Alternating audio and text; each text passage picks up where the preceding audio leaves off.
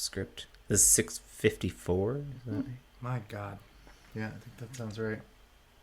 We're getting old. Proof you can't get kicked off the internet. It's true. That is true. Does that put us in the same category as like Elon Musk and Joe Rogan and stuff? Do we want to be in that category? No, not at all. That's what I'm saying. Well, I would like to be in their tax bracket. Sure. That is fair. I like being the longest running Pacer podcast. Right, I mean, cool. there's something to be said for longevity. You know, you think about the... I guess that bucket also includes all the good people, too. So It's a big bucket. it's a large bucket. And we're all just in it.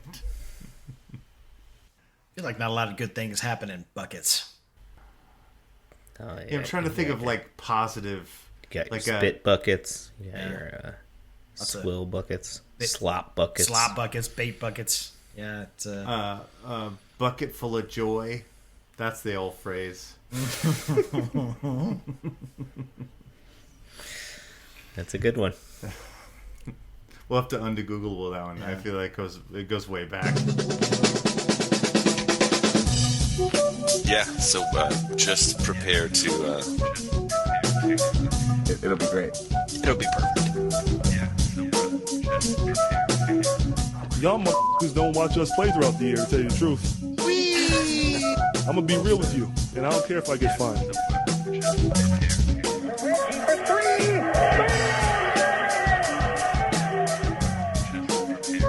I got my sweet jelly rice with some strings on. That train is off the tracks. Who doesn't love the bouncy castle? Hitler. Just prepare to... yeah, so just prepare to be awash in undebeatable goodness. Welcome, Pacers fans. You're listening to the Undebeatables, your semi-weekly Pacers podcast. Today is June 11th, 2023, and this is episode 654. Coming to you from the high school home of Jamison Brewer, Silver Spring, Maryland, it's the Dr. Jason Triplett. This show, we're going to discuss more of the NBA Finals action and some other news going around the league. And if we're feeling saucy, we might throw in an Undegoogable there. Joining me this week are two of our analysts, coast to coast, like buttered toast. First, from Asheville, North Carolina, he's our in-house bartender mixing up the drinks and the crappy jingles coming straight off of a Clopin, John Colson. What is up, Pacer Nation? What is up, Undebeatables? I'd like to shout out cycling.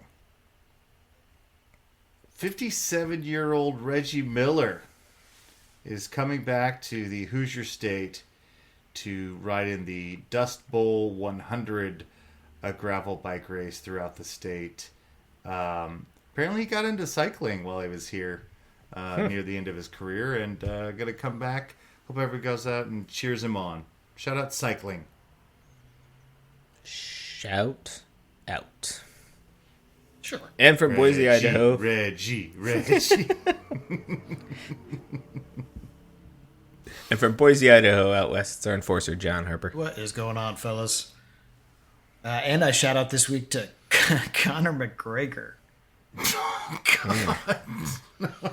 What happened? What did Conor McGregor do? He put the Heat's mascot in the hospital. Oh, gosh. Yeah. Apparently they were doing a bit to promote whatever his, I don't know, some kind of body spray or something. Who knows what Conor McGregor's into. But yeah, hit him in the face, put him in the hospital. Oh, wow. Yeah, so he was just, I assume was supposed to, like, fake swing on the mascot and just, like, crushed him through the...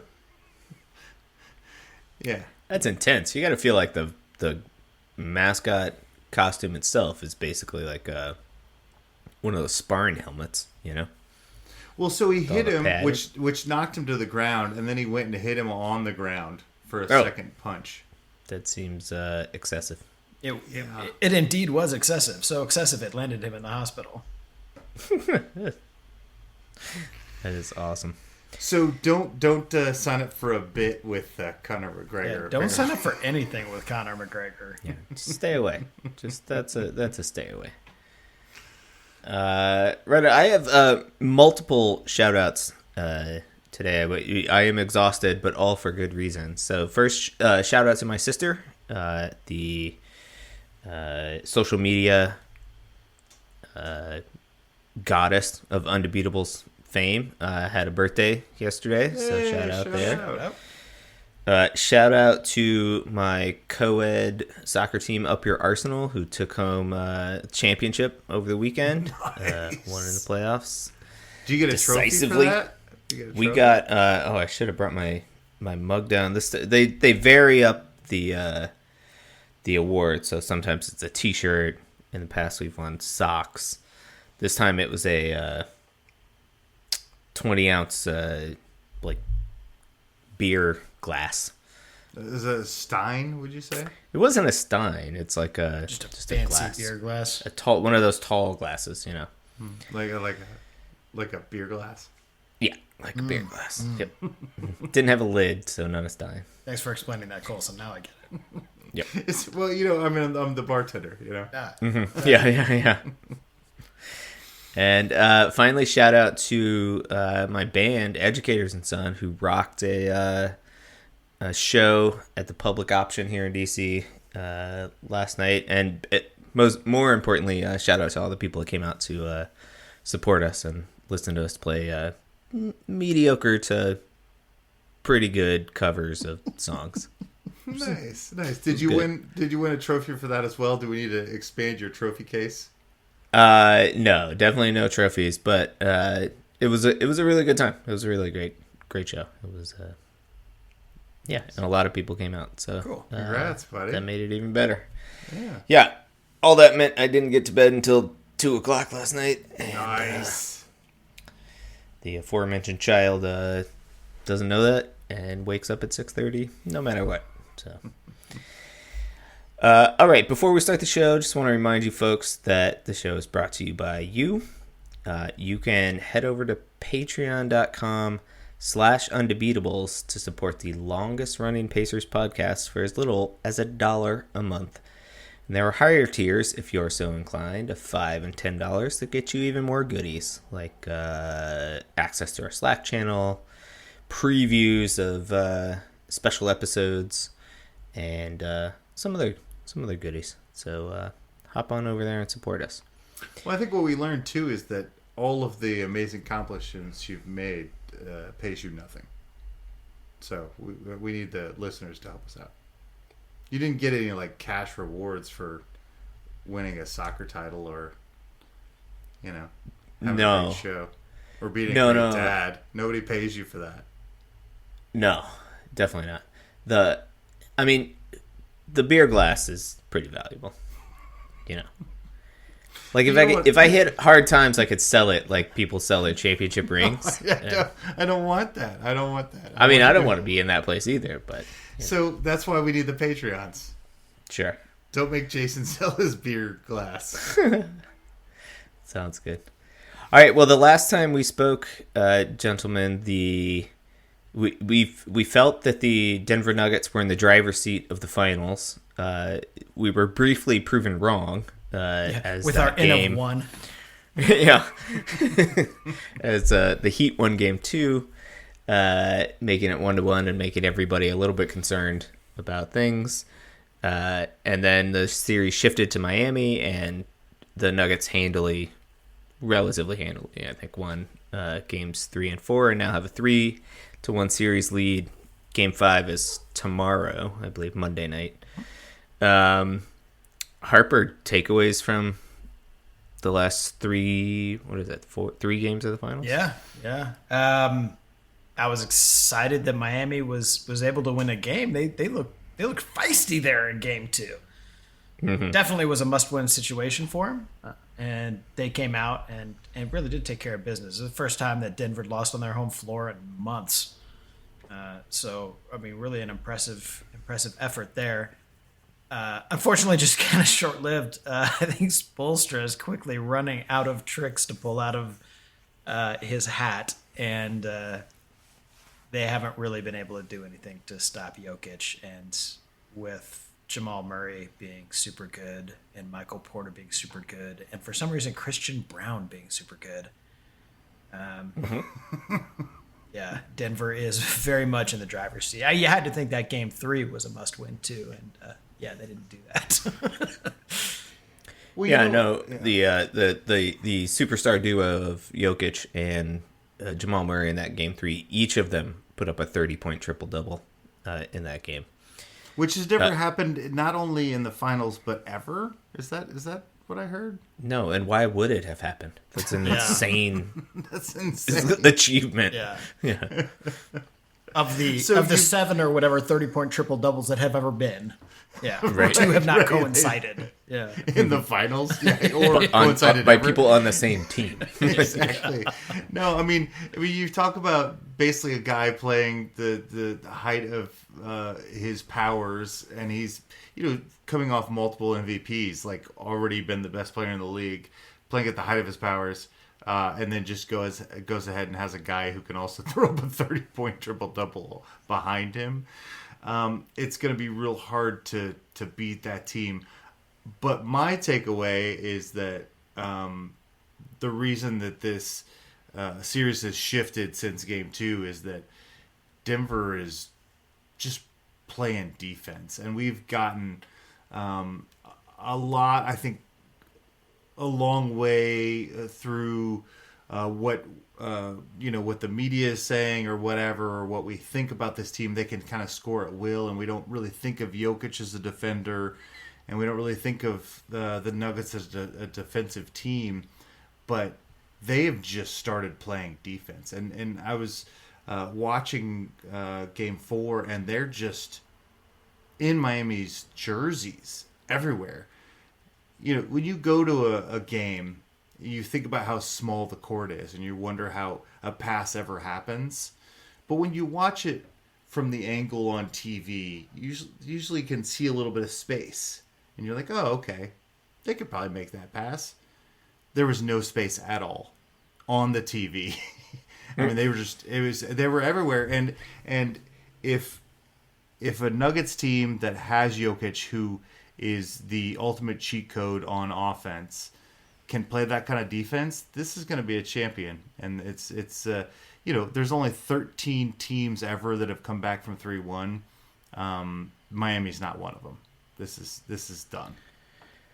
Yeah, I mean, I would agree with that, and I would say that they are also, not only have they stepped it up on the defensive end, but they are also creating offense in different ways, right? So that Game 2 loss, it should be said they were up 10 going into the fourth quarter, basically, and Miami outscored them drastically, 36-15 or something insane.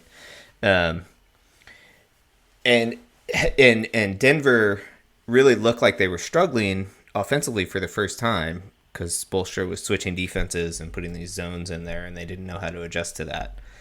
Game 3, they come out, and the few times that they threw zone, they had made an adjustment. So Jokic, instead of going to the middle of the zone, like right at the free throw line, they had adjusted him to sort of go to a soft spot, sort of on the low block. And that just opened up tons of things for cutters and basically allowed Denver to do what they always do, just in a different format. And I think that really unlocked things. And then obviously, both Jokic and Murray were transcendent. And then you say, well, I don't know, they're not going to be able to get a 30-point triple-double out of their superstars every game. And it wasn't like they ran away with that game in Game 3. And then they come back in Game 4, and they get into a situation in the fourth quarter where Jokic picks up his fifth foul with like 10 minutes left or something like that. And, the Miami crowd could sense it. Like, you could all sense that, oh, here's the opportunity. This is how Miami flips this series around, right? And instead, Bruce Brown comes in and just does amazing things and scores buckets that he shouldn't be scoring. Jamal Murray hits a couple clutch threes. The defense stayed steady, even with Jokic on the bench. And they didn't have to bring Jokic back in until like the fourth 4 or 5 minute mark or something like that. And, you know, he left the game, they had a 10-point lead, and he came back into the game, they had a 9-point lead. So it was, they more than weathered the storm. And, you know, Aaron Gordon was the leading scorer in game 4. He put up like 27 or something like that, right? So you're starting to see that they can do things in more than one way. And so if you're, I do not envy Eric Spoelstra right now, because he has had a couple of sleepless nights trying to figure out, what do I do? I've thrown everything at this team. In fact, in game 4, he abandoned the zone. He was like, they just chew the zone up now, so I can't put a zone out there. Right, And but so, how do you play the pick and roll? You know, I mean, you can't with if Exactly. you've got That's what I'm Jokic saying. and Murray, like, he hasn't you can't slept go in under, 2 you days. can't go over, you can't. They just, yeah, it's like it's an unbreakable offense on some level. I'm not prepared to say that Mike Malone is the better coach in this series, but what he is a really driven, inspirational coach, right? Mm-hmm. I don't think I've ever heard a huddle with that guy where he actually has the full powers of his voice. It's like all of the time he's like losing his voice from yelling at his guys. But, you know, he clearly went and challenged his guys, right? He said, Aaron Gordon, you're being guarded by Max Strus. You've got to do something. Right. And he did something, right? And, you know, he's getting something out of, you know, Christian Brown. Van Gundy cracked me up. He was like, Braun? He's like, well, if he's going to play like that, I guess he can pronounce his name however he wants. So it's like, okay, that is fair. That's pretty good. That's pretty good. But, you know, he challenged them to go out there and play tougher defense. You know, we talked about this team, while they're not known as a defense, I mean, they're never going to be known as a defensive team because of how, I mean, they could be a great defensive team and we still wouldn't talk about it very much because of their offense. But I mean, we know that they can dial it up when they need to. This is just a team that does a lot of things well. They're well coached and they play hard, and they answered the bell, and they knew not to take anything for granted in this series. And they knew they had to answer back and hit hard in game 3. And I thought games 3 and 4 were just really pretty workmanlike victories, right? They didn't go out. You know, when Miami was making runs, they didn't panic. They just went out there and handled their business and really just never opened up the door back for Miami. It was an impressive couple of games for them. Can I talk a little bit about Aaron Gordon? Like, the idea that this kid was brought in, you know, as it was Orlando, right? He was drafted high. He was their, like, the main offensive option for them. He was going to be their superstar. He was in dunk contests and probably should have won one in the greatest dunk contest of all time. And when Orlando kind of abandons him and realizes he can't be the superstar, he ends up being a 4th option. Like, if there's that much energy and effort into a guy and that much talent, it's such a luxury to have this as your 4th best player. And like, he can lead your scoring in a finals game. That's amazing.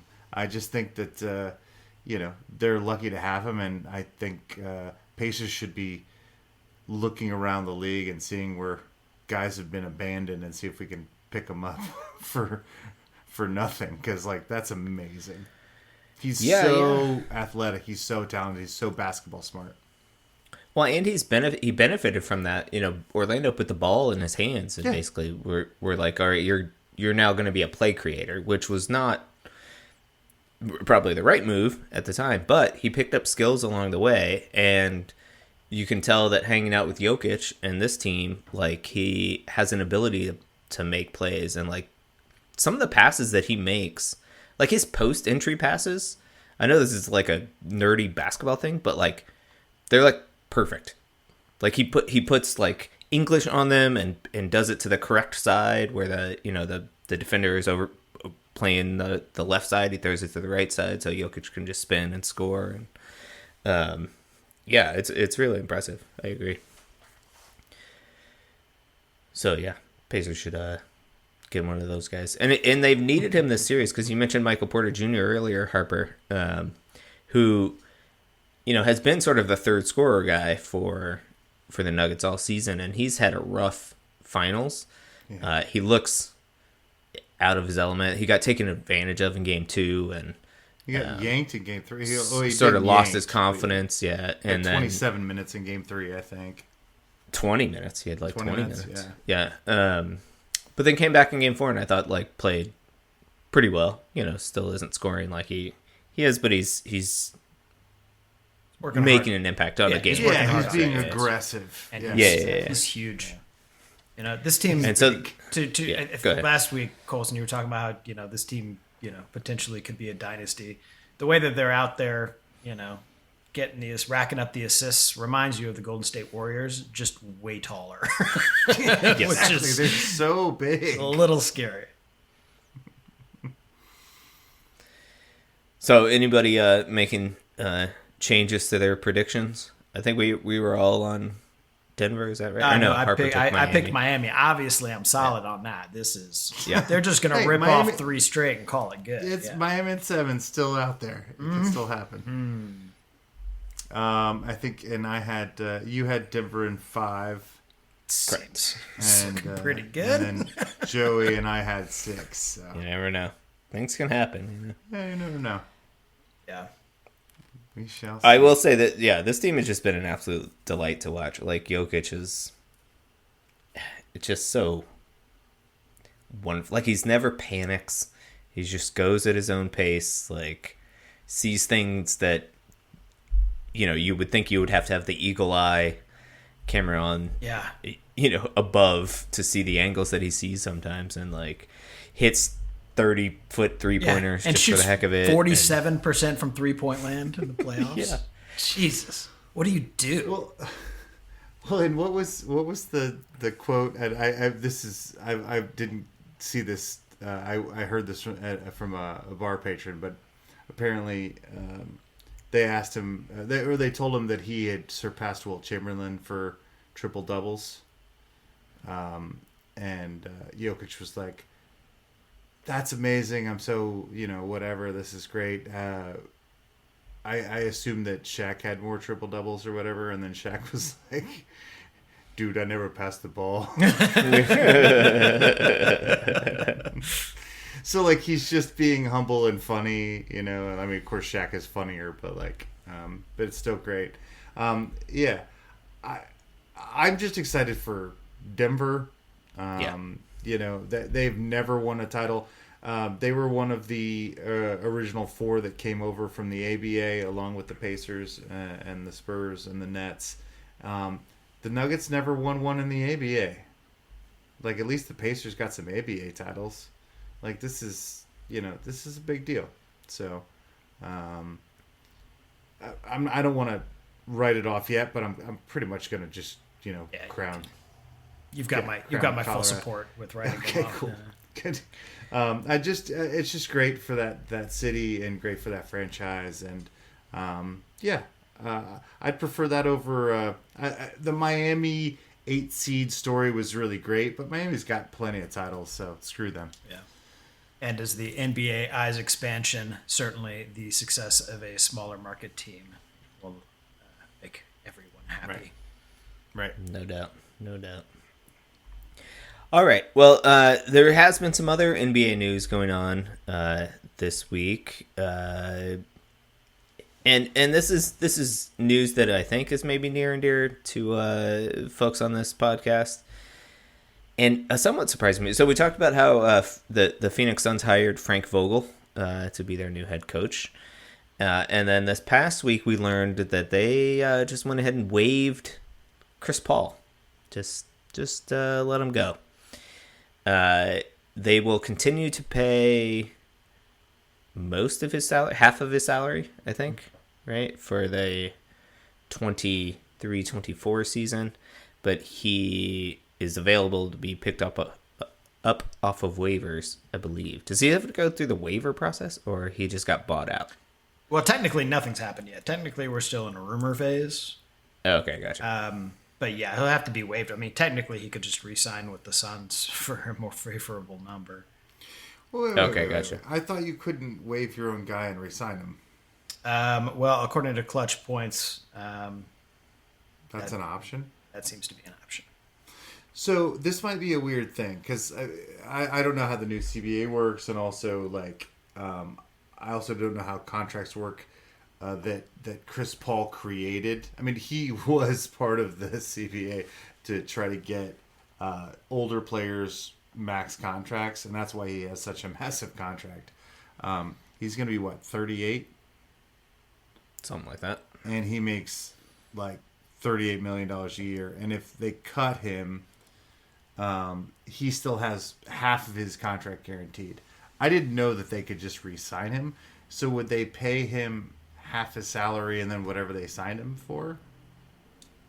Presumably, I haven't dug into the Yeah. CBA's rules So yet, but I don't think he's probably going pod, back to Phoenix. But sure, as listeners of the pod, we'll do a deep dive into the new CBA at some point before trade deadline or in the midst of it. But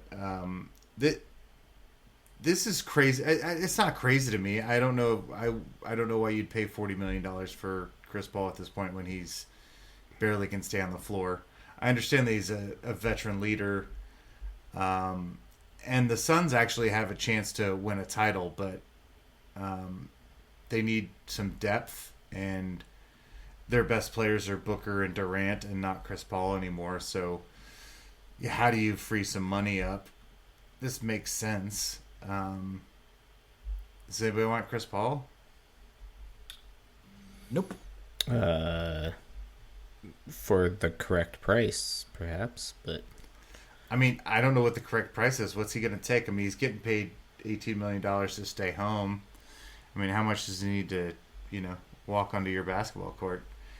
You want a little bitch on the Pacers? I mean, I am in the minority on this podcast. I am a large Chris Paul fan. I think that he knows a ton about the game. If you have a young point guard named Tyrese Halliburton, I think that he might be a good person to learn from as to how to Become a little run, bitch.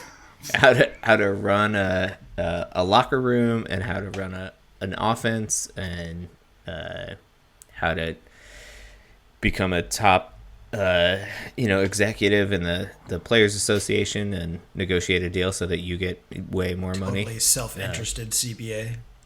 Sure, yeah. Okay, but the thing is like Chris Paul's mean.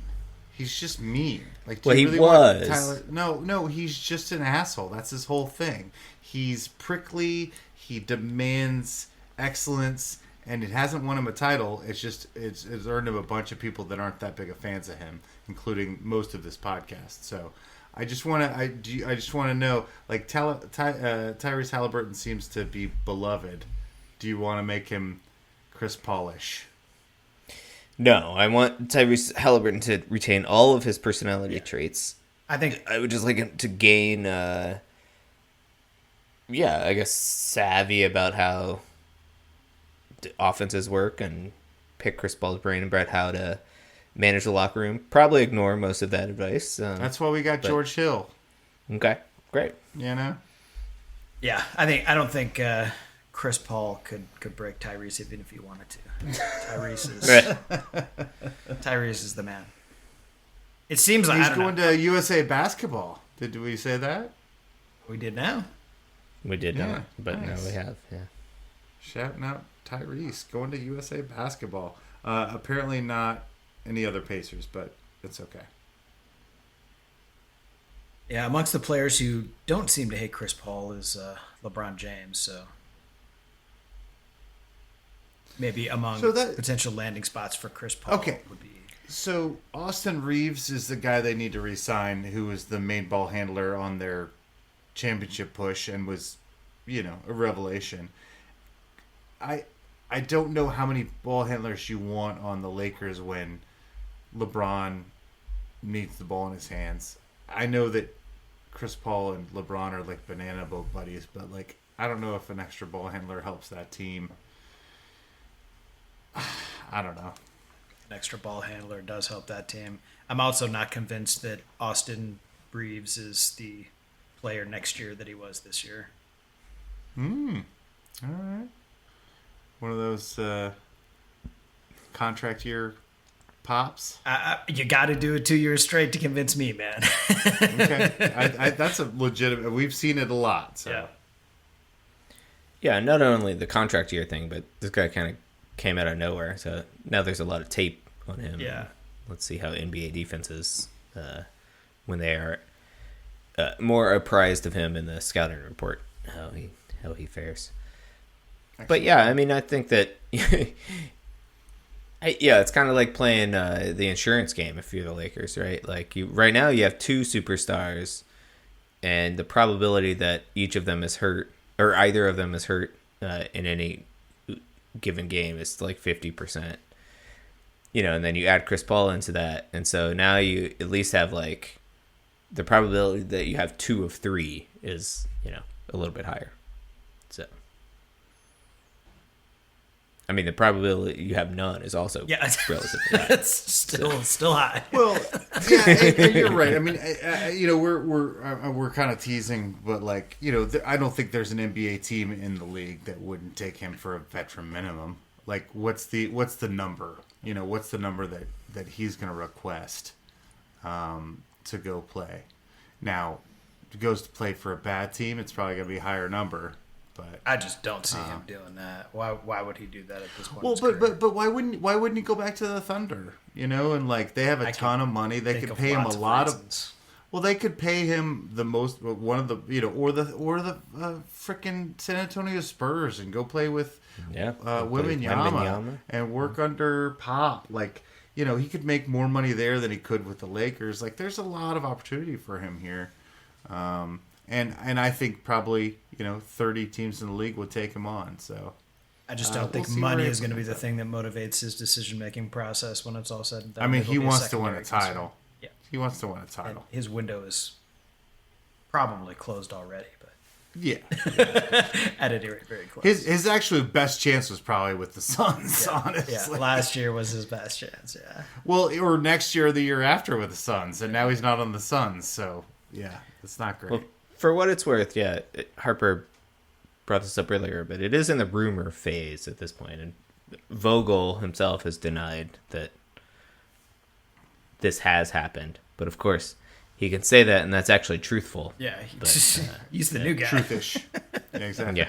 Well, you know what he should do? He should go be a backup point guard for the Nuggets, and he could probably win a couple rings. Yeah, no kidding, huh? There you go. Yeah. So that's just a little advice for my little bitch, Chris Paul.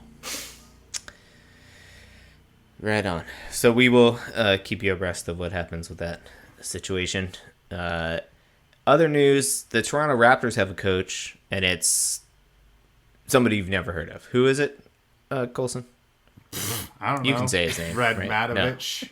Radmanovich. Darko Rajakovic. Vladimir Radmanovich? Wow. Cool. Darko Radmanovich? What was his name? So look, I love the movie Donnie Darko, and I like anything that starts with Rad, so I'm totally on this guy. Just D-Rad from now on? D-Rad. Darko Rad. Come on, that's pretty awesome. And you were a huge Darko Milicic fan. I do remember that. Oh, yeah. I think that predates the podcast, but yes, definitely. Also, his name does not begin with Rad at all, but that's okay. What is it? Rajakovic. What's his name? Raj? With a G? With a J. With a J. Can I call him Darko Raj? I wouldn't say that to his face, but you're welcome to that's got a call him suspect that ring to it. On this podcast. That is fine. We will allow it here. All right, so Darko Raj was an assistant coach for somebody for like 5 years, and I was super excited about it. The Bucks or the Grizz? Oh, right. Yeah, right. Yeah. So he's a young, hot assistant coach. Who's obviously great at managing personnel. Yeah.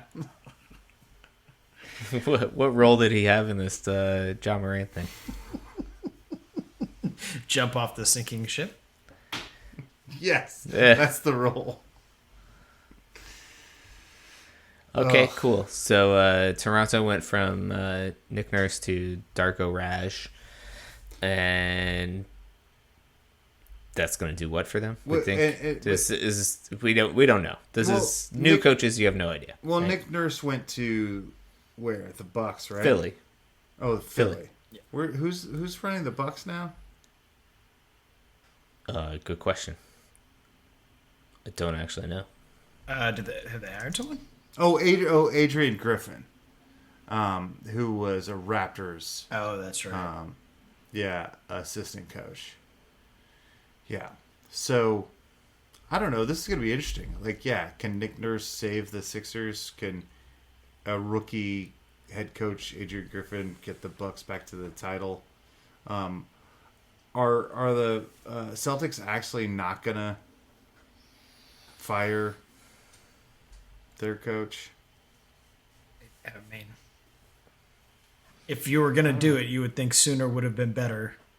Because Because, I mean, they're getting ready. The draft's 2 weeks away. well, and good coaches are off the board, at least in the form of Nick Nurse. And Frank Vogel. Doc Rivers is still out there if you want. I hear Nobody? Nate Bjorkgren probably needs a job. Oh, all the Nates need jobs. What do you think Nate Bjorkgren's doing right now? What do you think he's doing? Do you think he's digging Well, I don't, ditches? Do you think he's hoping. No, he's hoping beyond hope that Nick Nurse brings him to Philadelphia so he has a job because Darko Raj is cold blooded and he's gonna not keep him around as an assistant coach. I would imagine. I think Bjorkgren's I feel like he's running tours in Key West or something, you know? He's doing some weird fishing stuff. He literally mean, went fishing. right now? Yeah, Like, he's out. He's out of the NBA. I feel like No. He was an assistant coach for the Raptors last year. No, I understand that, but I think Okay, now, gotcha. I think it's done now. I think it's done. Okay. I don't think Adrian Griffin's holding on to his ass or whoever's there. Whoever's there now. Okay. Oh yeah, Raj. Yeah. Darko Raj. Rad. Adrian Griffin fired him from Milwaukee. By the way, I don't think Darko Rad is holding on to Nate Bjorkgren, who's an abusive asshole. You know. Seem to like him not in even Canada. if they can lure Chris Paul and combine the powers of assholery. Yeah, maybe they'll cancel each other out. Yeah. And it'll be like unicorns and what's the thing that goes to the unicorns? Come on, guys, help me out. Buckets of happiness. Yes, Narwhals? buckets of happiness. That's one of the statements about buckets that we just forgot. We got time. You guys want to do an Undegoogable?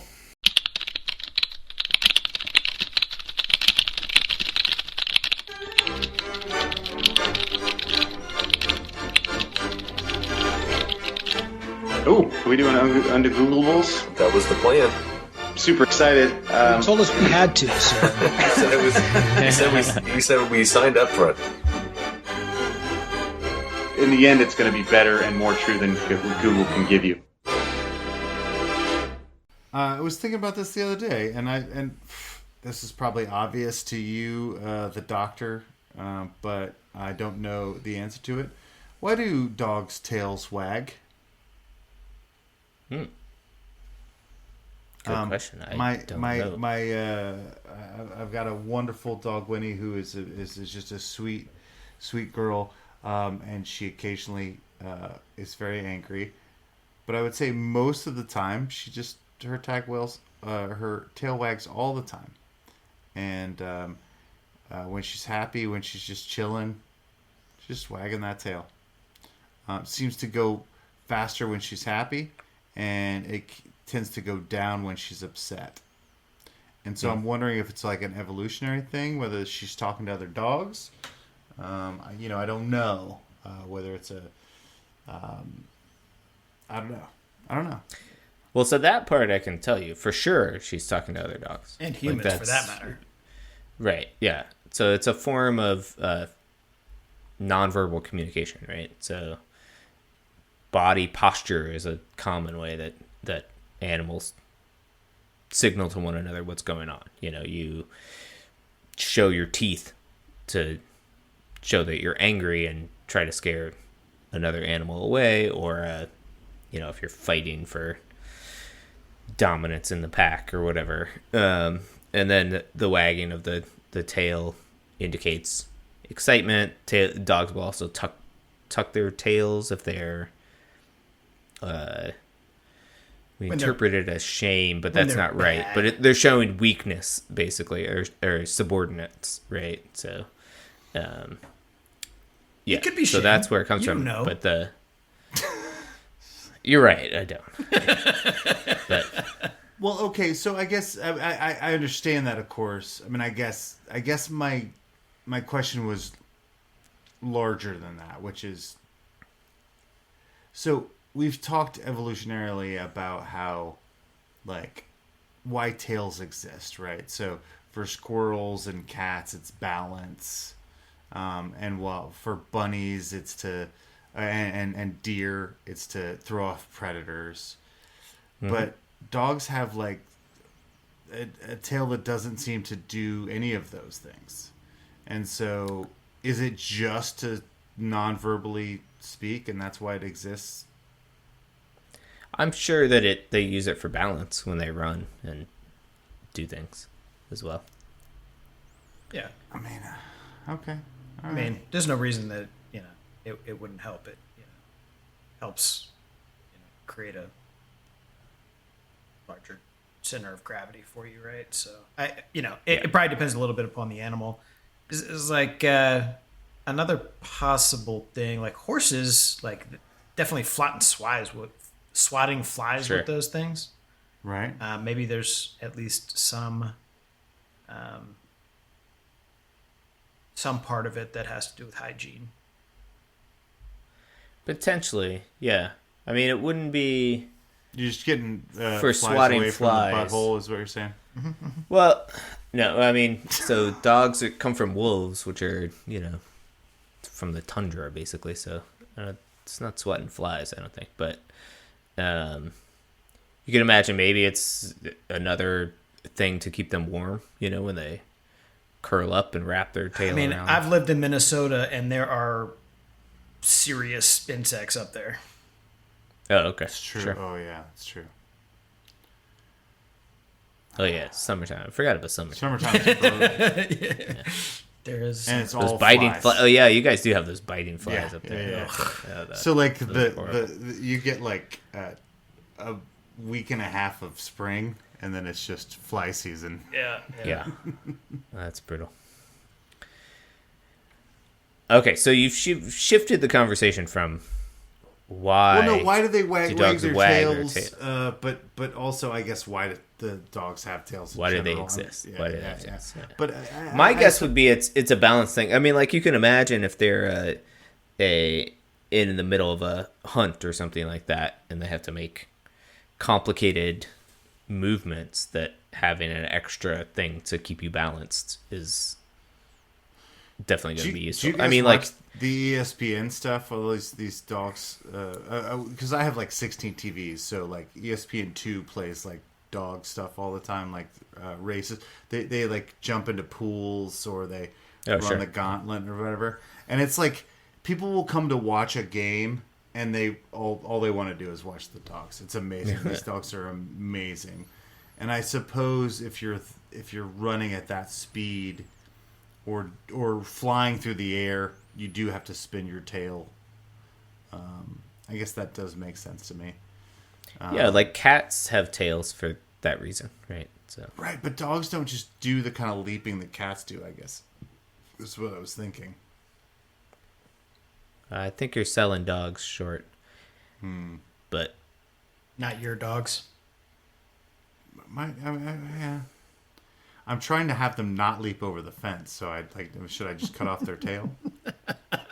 Would that solve the problem? I bet you would see them miss for a while, and then until they figured out their So this is a social thing. So this is a social thing. The wag of the tail.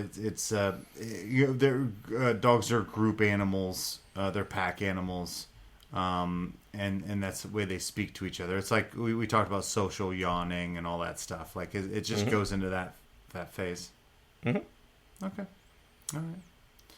I guess it wasn't that complicated. Tails They don't have words. Tails are so pervasive amongst four-legged creatures. Yeah.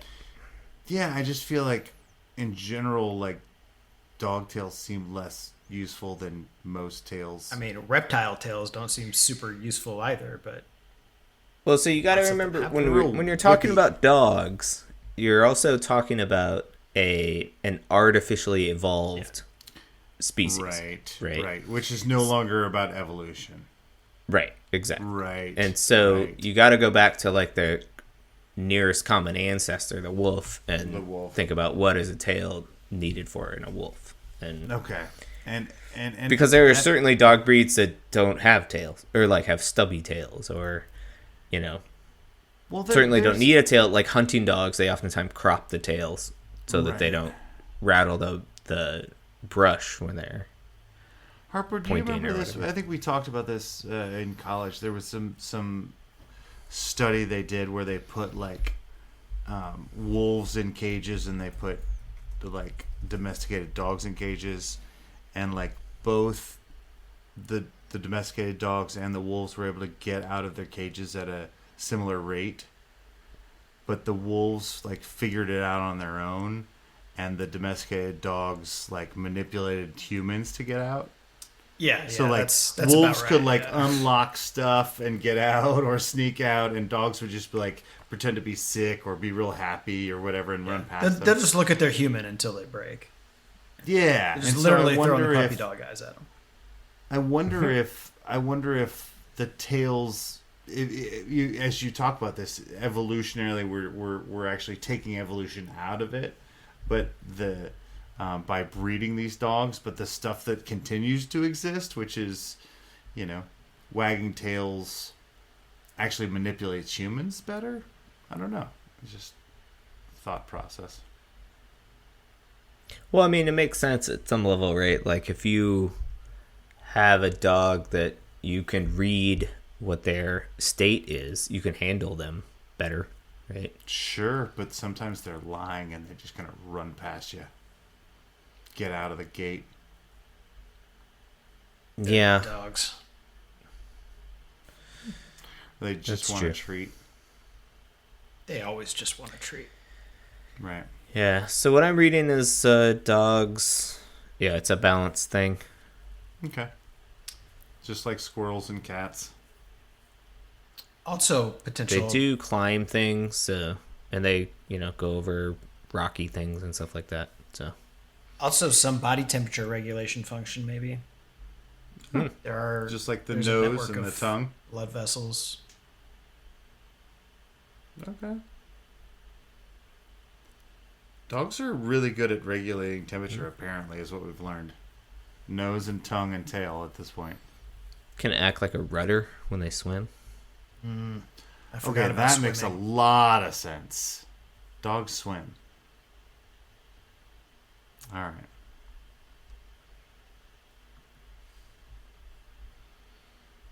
But do they swim enough to... Oh, again, right, we're out of evolution, forgot.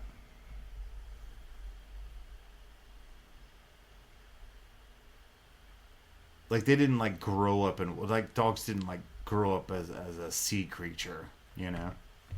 So, like, I don't know if really that works evolutionarily. Yeah. I mean, no more than the rest of us, I suppose. Right. Yeah.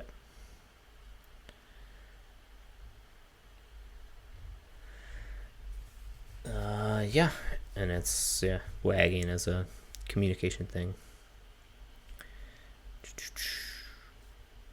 And dogs that don't have tails, they do seem to get by just fine. But they still wiggle their little butts. They do wiggle their butts.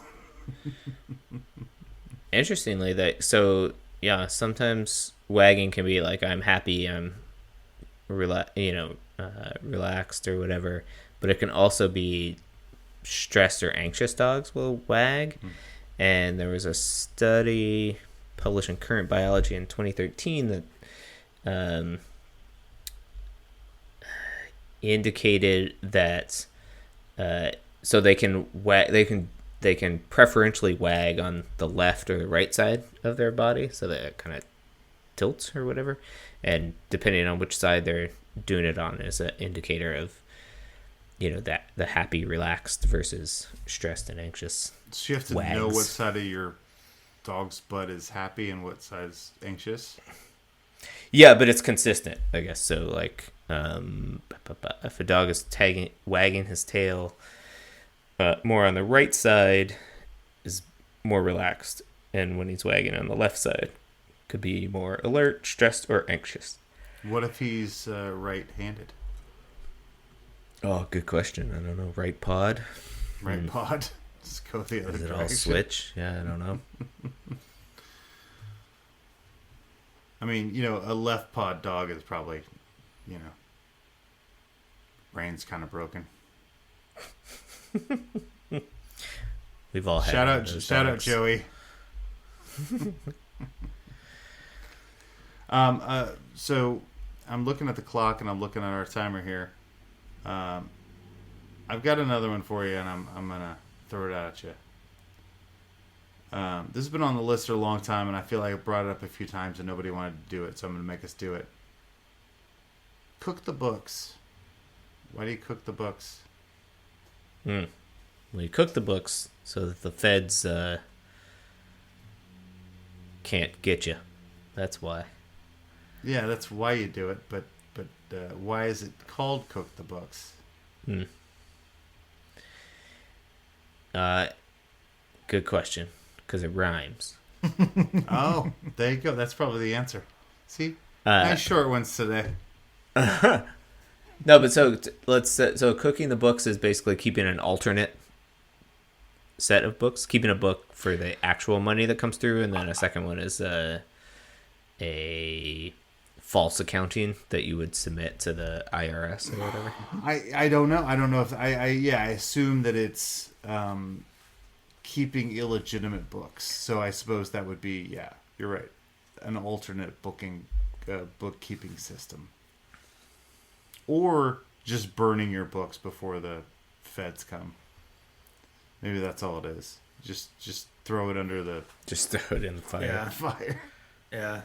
Maybe it may predate the feds. Maybe in medieval times, yeah, they just throw it in the fire and call it good when the tax man showed up.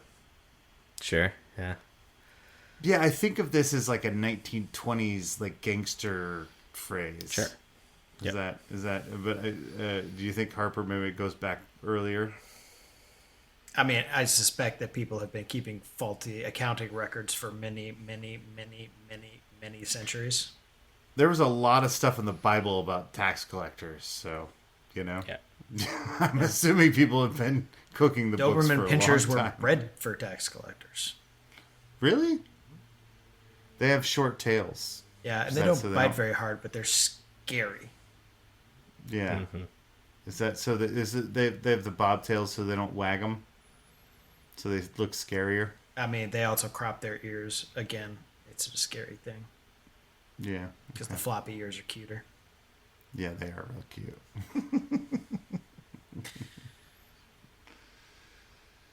All right, so just 1920s. You throw your books in the fire. I think by the 1920s, we probably had more sophisticated ways of doing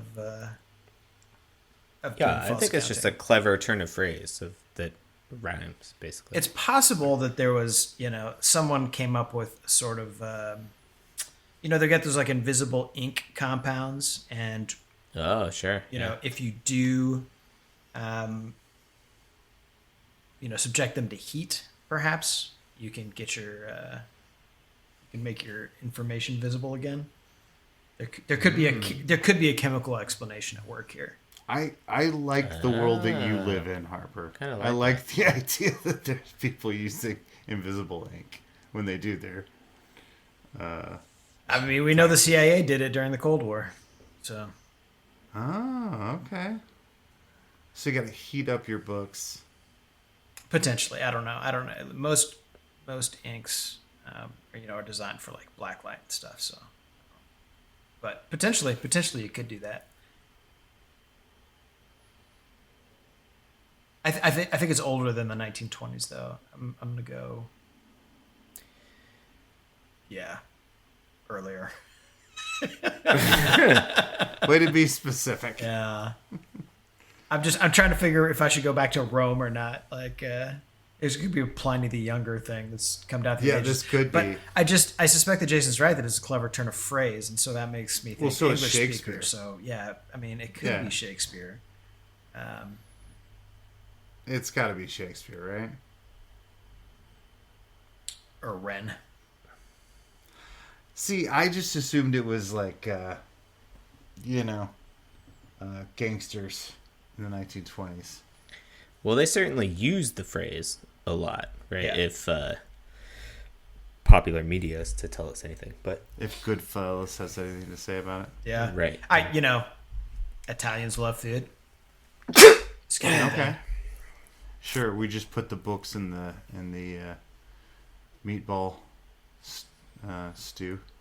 Or maybe they Sauce. hid the false accounting book, with the cookbooks or something like that, so that nobody would go looking for it. You say, go get the cookbook, the cooked book. The cooked book. All right, so what's our final take on this then? What do you think? Harper, I think you're going Rome, I think, at this point. Like I said, I think I'll take Shakespeare.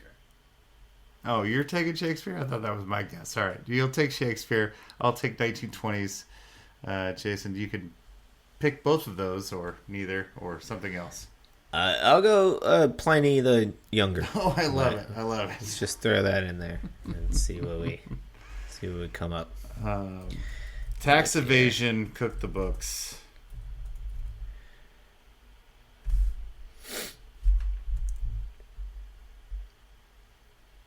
Well, According to- ChatGPT thinks it likely originated in the United States in the early 20th century. Well, I am seeing Wiktionary says from mid 17th century. A metaphor based on cooking whereby ingredients are changed, altered, and improved. Thus, financial statements can also so be modified to benefit the cook. But there's no good citation for why it's 17th century. Okay, the grammarist. Colloquial expression we use in English to describe manipulating financial records. The whole idea is usually undertaken by people or businesses to make them look. Right, we understand that. All right. Printed usage appeared in The Adventures of Peregrine Pickle, written by Tobias Smollett in 1751. 1750? 1751. I'm seeing even earlier, Tudor England, Earl of Strafford, in his Letters and Dispatches, 1636. The proof was once clear, however, they have cooked it since. I think that's the idea of cooking.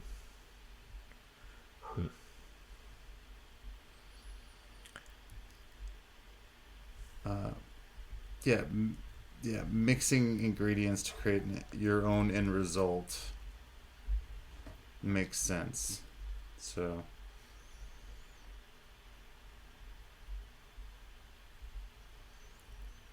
Yeah. I think we nailed that. 1750s. Well, we got as early as 1630. We have a reference for, so. All right, not Shakespeare though. Well, contemporaneous with Shakespeare. Exactly. Sure. Sure.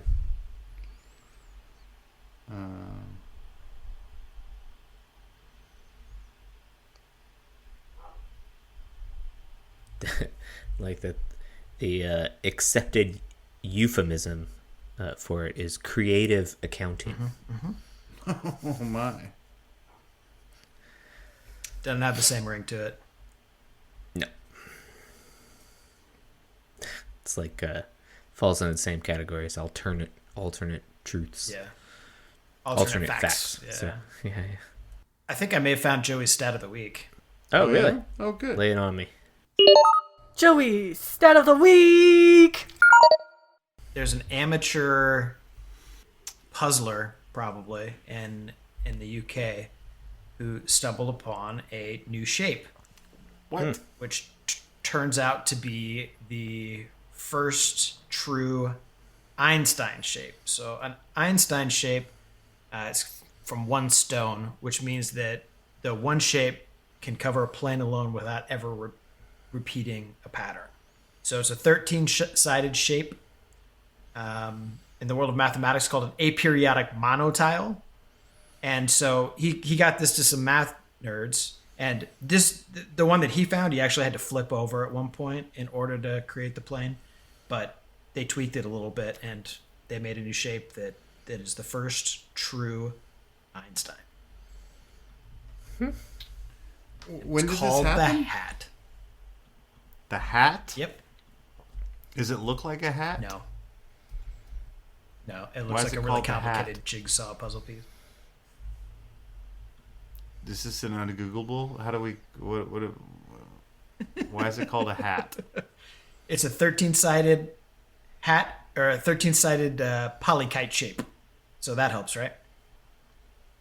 Polykite shape? Mm-hmm. Okay, cool. Yeah, that So was in March. what's the stat? Was that 13 sides? Stat is new shape, bro. You know what I love about you, Harper, is that you understand the essence of Joey's Stat of the Week, which is there's actually no number ever. I mean, you can And say I'm it's always trying infinite to- because you can make an infinite plane without ever having to repeat. Oh man, my mind is just I get it now. blown. Okay, so they're like tiles so that they can plug together. Yep. I get it. Okay, cool. And Yeah, it just, you're not allowed to get it. I'm not. I can't get it. So you're if not allowed anything, to it kind of looks like a T-shirt. Like if you Google it, it'll make sense. Like you see a picture of it. Then it's like, So- okay, got it. I'm just in my head. It's just gonna look like a hat. So Okay. Kind of looks like a hat. Sure. like I a can see funny that. looking hat. It looks kind of like that hat that Pharrell wore, for a while. The big goofy cowboy hat. All right, cool. All right, so we checked off all the boxes, guys. We did Ungoogleable, Stat of the Week, talked some basketball, made fun of Chris Paul. That's That's Bingo. an Undegoogleable. that's a Undebeatables standard episode. Undebeatables episode. Yeah.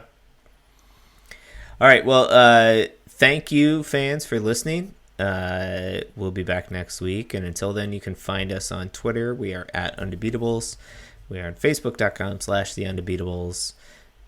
You can email us if you have questions or ideas for Undegoogleables. We're always amenable to those at shoutout@theundebeatables.com. Or you can go to our website, theundebeatables.com, and there's a contact form there. And while you're there, you can click over to the store and buy yourself a t-shirt. For the architect Donnie Walsh and our once and always Hall of Fame coach, Bobby Six Leonard. Turn out the lights, the party is over. A little British there, huh? Yeah, no, it's funny. I was, did you guys listen to the Dollop at all? They had a guest comedian, and he said, everybody can do a Michael Caine impression. He says, all you've got to do is say, my, and then say cocaine. So, my cocaine. It's pretty good. It's pretty good. I'm Mike Cocaine. So I think that inspired me a little bit. Yeah, okay, cool. That's good. The dollop. Is there anything they can't do? Cocaine. Mike Cocaine. That works. That's It cool. does totally work. Oh dear. Yeah, I didn't. It didn't totally. It inspired me halfway through, so I didn't get my Michael Caine impression in, but it's close enough. Turn out the light. No, again. Mike Cocaine. Yeah, I'll work on it.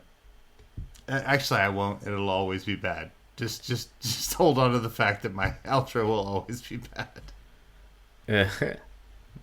On the bright side, we now have a show that's titled My Cocaine.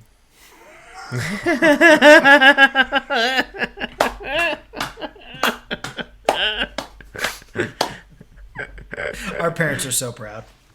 Oh, God, I love it. Just make that happen.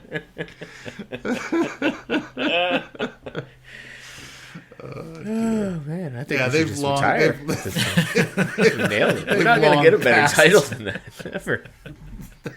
They've long past being proud. Yeah, I of think us. we yeah. My favorite title is Gate, but I think My Cocaine just overtook it. Gate is a true classic.